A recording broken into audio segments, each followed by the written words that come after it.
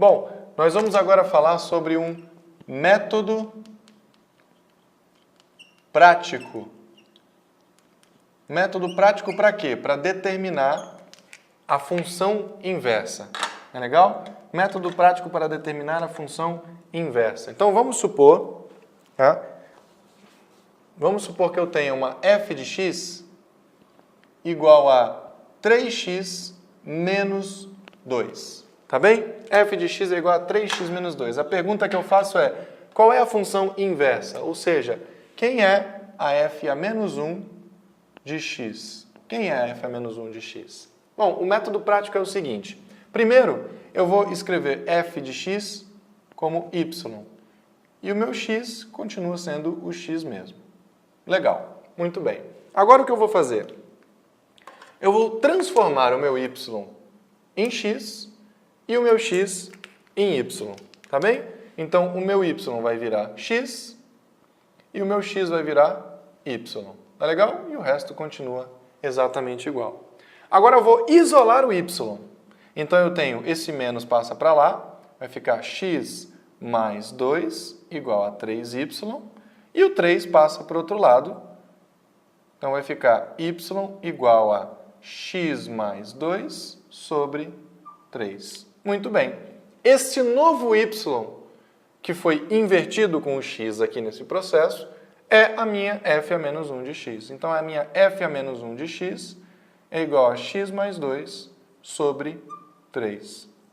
Tá legal? Ah, mas é só isso? Em geral, sim.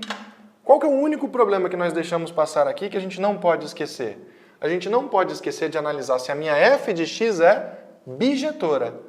Como nós falamos anteriormente, a minha função do primeiro grau ela é injetora. E a nossa função do primeiro grau também é sobrejetora, porque não sobra ninguém no meu contradomínio. Pense num número qualquer real no seu contradomínio, existe um x associado a ele. Você não consegue buscar um y que não exista um x que faça esse y existir no seu contradomínio. Portanto, ela é sobrejetora e, portanto, ela é bijetora e, portanto, ela admite a função inversa. Tá? Em alguns casos, nós vamos precisar fazer restrições.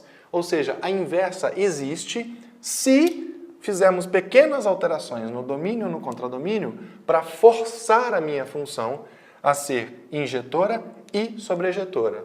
Tá legal? Então, se você perceber que uma função, por exemplo, só admite valores de y, ou seja, os f's de x, são sempre de 3 para cima, então você tem que restringir o seu contradomínio em números reais a partir do número 3. Se você colocar números menores do que 3, ela não vai ser sobrejetora. Tá legal? Se você perceber que a sua função, para um determinado conjunto de valores do domínio, admite a existência de domínios diferentes provocando contradomínios iguais, provocando imagens iguais, você vai ter que fazer uma restrição nesse domínio para forçar ela a ser injetora. Se ela não for injetora e sobrejetora, não vai existir a inversa. Tá legal? Então você vai encontrar problemas em que você determina a inversa, mas em alguns casos você precisa restringir o seu domínio, o seu contradomínio. Tá legal? Muito bem.